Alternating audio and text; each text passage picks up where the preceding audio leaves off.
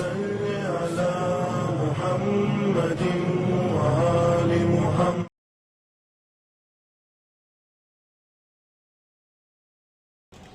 اعوذ باللہ من الشیطان الرجیم. بسم اللہ الرحمن الرحیم. الصلاۃ والسلام علی اشرف الانبیاء والمرسلین وخاتم النبیین ابی القاسم محمد. اللہم صل علی محمد وآل محمد وعجل فرجہم. السلام علیکم ورحمۃ اللہ وبرکاتہ. شروع کرتے پروردگار عالم کے نام سے جو رحمان ہے، رحیم ہے، کائنات کا خالق و مالک ہے. اتنا احسان ہے خداوند عالم کا کہ جس نے ہم کو توفیق دی کہ ہم اس کی توحید کے راستے پر گامزن ہیں، اللہ کو ایک وحدہ لا شریک مانتے. ہم موحد ہیں، ہم توحید کے ماننے والے ہیں، مگر اس توحید کے راستے پر کچھ کنڈیشنز ہے، کچھ شرط ہے جو ہم کو ایک ٹرو موحد بناتا ہے، ٹرو فالوور آف احد بناتا ہے. تو انشاءاللہ آج ہم دیکھیں کہ وہی ہمارا جو ٹاپک ہے گناہ کبیرہ کا، اس کو لے کے آگے بڑھتے کہ ایک اچھا، ایک پکا موحد کیسا ہوتا ہے. ہم بات کر رہے تھے توحید کی اور شرک کی، کہ اگر انسان شرک سے بچنا چاہتے ہیں، یعنی وہ انسان جو مشرک نہیں ہے، جو اللہ کی ذات میں کسی کو شریک نہیں کرتا، وہ موحد ہے، وہ اللہ کے وننس کو ماننے والا ہے. کسی نے ایک عارف باللہ سے سوال کیا، ایک عارف سے سوال کیا کہ واٹ از تقوی.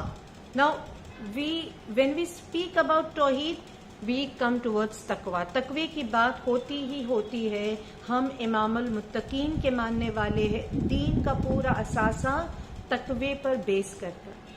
کسی نے ایک عارف سے سوال کیا کہ آگا بتائے کہ تقوی کیا ہے اور تقوی کیسے حاصل ہوتا ہے. تو انہوں نے کہا تقوی توکل سے حاصل ہوتا ہے.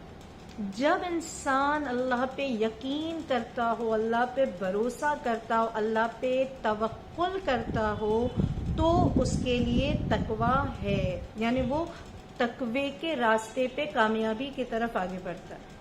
تو انہوں نے سوال کیا تقوی کیسے، تقوی توکل سے حاصل ہوتا ہے، توکل کیسے حاصل ہوتا ہے، توکل کی منزلوں پہ انسان آگے کیسے بڑھتا ہے. توکل has its own stages, different stages. تو توکل کی منزلوں پہ بندہ آگے کیسے بڑھتا ہے. تو انہوں نے کہا کہ توکل توحید سے آتا ہے. توحید ہے، اگر انسان پکا موحد ہے، اگر وہ توحید کے راستے پہ کافی اپنے عقیدہ توحید پہ اسٹرانگ ہے، تو پھر توکل اپنے آپ آ جائے گا. توحید اینڈ توکل گوز ہینڈ ان ہینڈ. توکل آ جائے گا تو متقی بن جائے گا. تو انہوں نے کہا کہ توکل توحید سے آتا ہے، اور ہم سب کہتے ہیں لا الہ الا اللہ محمد رسول اللہ، ہم اللہ ایک کے ماننے والے، مگر پھر بھی توحید یعنی وہ جو سرٹن ایکسٹینٹ ہے، وہ جو یقین سرٹینٹی ہے، اس منزل پہ توحید کی کیسے پہنچے. تو ہی سیڈ سنسیئر بن جاؤ، اخلاص. جب تمہارے اندر اخلاص آئے گا تو توحید اپنے آپ آ جائے گا. You can refer to the تفسیر of سورہ توحید، سورہ اخلاص، جو اللہ کے ایک ہونے کی دلیل. وَلَمْ يَلِدْ وَلَمْ يُولَدْ، اللہ تیرے جیسا کوئی نہیں ہے. یعنی جب ہم سورہ توحید کی تفسیر پڑھتے ہیں، یہ ہم کو اخلاص کی منزلوں پہ لے جاتا ہے، اور یہ ہم کو وہاں سے توکل کے راستے پہ اور تقوی کے راستے پہ لے جاتا ہے. تقوی comes from توکل comes from توحید and توحید comes from sincerity، اخلاص. اخلاص کہاں سے آتا ہے؟ انہوں نے بہت اچھا جواب دیا. اخلاص اگر چاہتے ہو تو practice again and again, practice to stay away from the world. یعنی دنیا میں رہنا ہے مگر دنیا میں ڈوب نہیں جانا. Attachments of the world, the different attachments, the different love جو ہم کو حب دنیا، جو ہم کو اللہ سے دور کرتی ہے. اولاد کی محبت، مال کی محبت، پراپرٹی کی محبت، جو ہم کو احکام الہی سے دور کر دیتی ہے، اہل بیت طاہرین سے کہیں نہ کہیں ان انٹینشنلی دور کر دیتی ہے. جتنا ہم دنیا سے اپنے آپ کو ڈس ایسوسیٹ کریں گے، اتنا ہم توحید کے راستے پر اسٹرانگ ہوتے چلے جائیں گے. سو جو ہم ایک ٹاپک لے کر چلے تھے گناہ کبیرہ میں، شرک کا ہم نے ٹاپک لیا تھا جو سب سے اول گناہ کبیرہ ہے، اور شرک کے چیپٹر میں ہم نے کچھ مائنر شرک کی بات کی تھی. تو ہم نے پہلے ایک دیکھا تھا کہ وہ انسان جو ہمیشہ اپنی انانیت کی بات کرتا ہے وہ مشرک تو نہیں مگر ایک مائنر شرک کے دائرے میں آتا ہے، آئی می مائی سیلف. اس کے بعد لاسٹ ایپیسوڈ میں ہم نے بات کی تھی کہ کسی کو اتنا زیادہ کریڈٹ دینا کہ بس you are everything and not Allah. جیسے ہم نے وہ پوائنٹس ڈسکس کر چکے ہم لاسٹ ایپیسوڈ میں کہ everything is from Allah. Allah is the actual cause of whatever is happening around us. اچھا ہوا تو اللہ کی طرف سے، برا ہوا تو ہمارے گناہ آف کورس، مگر the مین ریزن از اللہ سبحانہ و تعالیٰ. جو کچھ آ رہا ہے خدا کی طرف سے، اللہ کی مرضی کے بغیر ایک لیف، ایک پتا بھی اپنی جگہ سے حرکت نہیں دیتا. تو جب سب کچھ اللہ کی طرف سے ہے تو جو بھی کریڈٹس آتے وہ اللہ کو جانے چاہیے، جو ہم آلریڈی لاسٹ ایپیسوڈ میں ڈسکس کر چکے. اب ہم اس میں یہ سوال نہیں کر سکتے کہ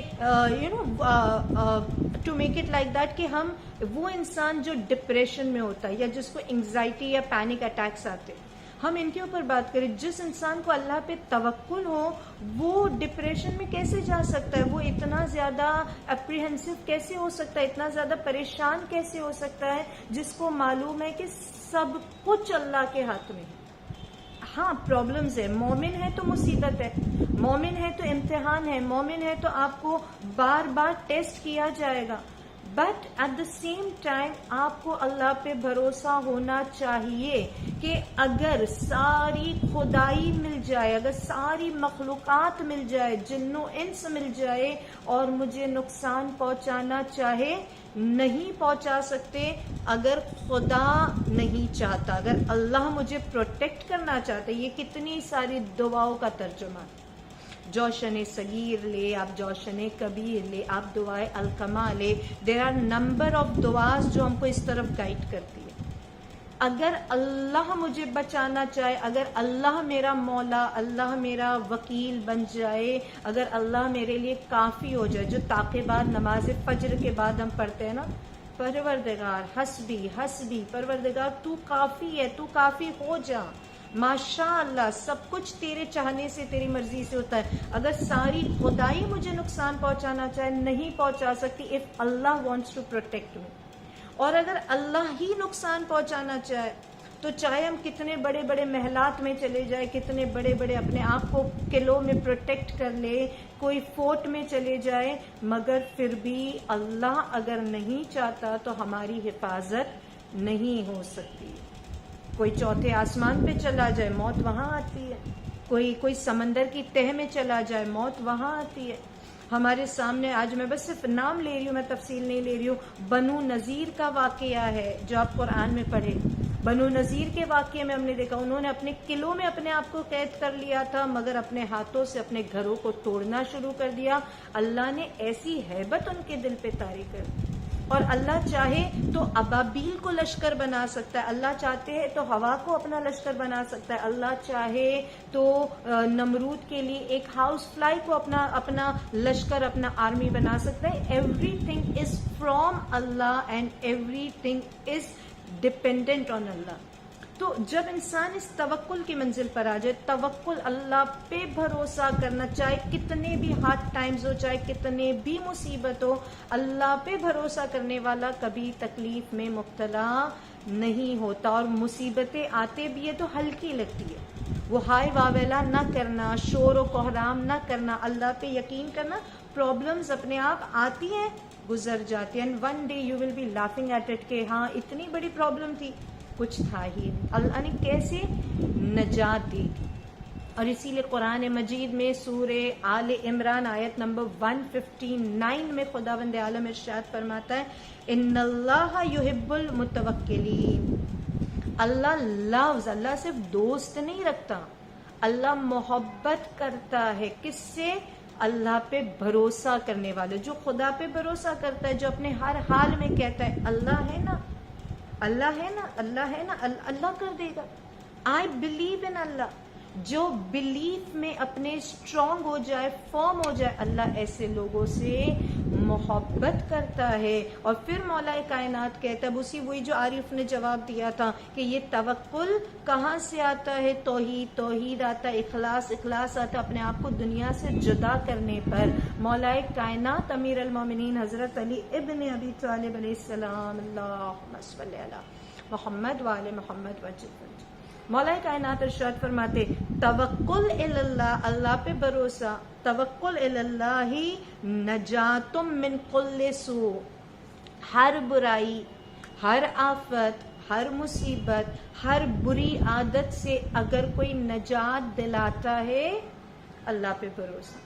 خدا نہ خواستہ میں ایک چھوٹی سی مثال دے رہی ہوں، اگر میں اپنے بزنس پارٹنر کو چیٹ کرنا چاہتی ہوں، یا اگر خدا نہ خواستہ میرا خدا نہ کرے چوری کرنے کا ارادہ ہے، لیکن اگر مجھے یقین ہو میں کیوں چوری کروں، میں کیوں چیٹنگ کروں، جبکہ مجھے اللہ پہ بھروسہ ہے کہ اللہ میرے رزق کا ضامن ہے، تو پھر میں گناہ سے بچ جاؤں گی. خدا نہ کرے اگر میں امتحان میں چیٹنگ کر کے پاس ہونا چاہتی ہوں، میں نقل کرنا چاہتی ہوں، کاپی کرنا چاہتی ہوں، but if I have trust on Allah and confidence in my studies، میں نے ہارڈ ورک کیا ہے، میں نے محنت کی ہے، اللہ مجھے اس کا اچھا نتیجہ دے گا، تو پھر مجھے کوئی کاپی کرنے کی، چیٹنگ کرنے کی ضرورت نہیں ہے. اور اس طرح بھی جیسے رسالت ماں فرماتی کہ یہ جو ہمارا بھروسہ ہے نا، ہمارے انٹینشنز، ہماری نیت، ہمارا یقین، ہمارا فیتھ، یہ ساری چیزوں کو اللہ مجسم کرتا ہے. اللہ ان کو ایک فزیکل فارم دیتا ہے جو ہم کو قیامت میں یا قیامت کے بعد نظر آئے گے. فار ایگزامپل میں آپ کے سامنے ایک حکایت پیش کرتی ہوں کہ ایک شخص تھا، ایک تاجر تھا. یہ واقعہ ہے رسول خدا احمد مجتبیٰ حضرت محمد مصطفیٰ صلی اللہ علیہ وآلہ وسلم، اللہم صلی علی محمد وآل محمد وجل. نبی کریم کا زمانہ ہے، ایک مومن تھا جو اکثر بزنس مین تھا اور تجارتی سفر پہ، بزنس ٹرپ پہ شام کی طرف جایا کرتا تھا. ایک دن جب وہ اپنے مال و سامان اور دولت کے ساتھ جب وہ مدینے سے شام کی طرف جا رہا تھا، راستے میں اسے ایک بینڈٹ نے، ایک ڈاکو نے گھیر لیا. جب اس نے گھیرا اور اس کے ایک دم اس کی جان پہ بنائی، تو اس نے کہا کہ میرے پاس جو بھی مال و سامان ہے، جو بھی دولت ہے، تم لے جاؤ، بس میری جان چھوڑ دے. اس نے کہا نہیں، میں تمہیں زندہ نہیں چھوڑوں گا، میں of course I am going to take all your property away, میں جو بھی تمہارا مال ہے، جو سامان ہے، وہ سب تو میں لے جاؤں گا، but I am not going to leave you to let you leave, میں تمہیں نہیں چھوڑوں گا زندہ، کیونکہ تم نے میرا فیس دیکھ لیا ہے، تو میں نہیں زندہ چھوڑوں گا. تو اس نے بڑی بڑی منتیں کی. جب وہ بینڈٹ نہیں مانا تو اس نے کہا ٹھیک ہے، اتنی مہلت دے دے، میں 2 رکعت نماز ادا کروں. جب مرنا ہی ہے، جب دنیا سے جانا ہی ہے، تو ایک آخری کام عبادت کر لیتا ہوں، میں 2 رکعت نماز ادا کر لوں، اتنی مہلت دے. اتفاقاً اس چور نے اس کو اجازت دے دی. وہ مومن 2 رکعت نماز ادا کرنے لگا.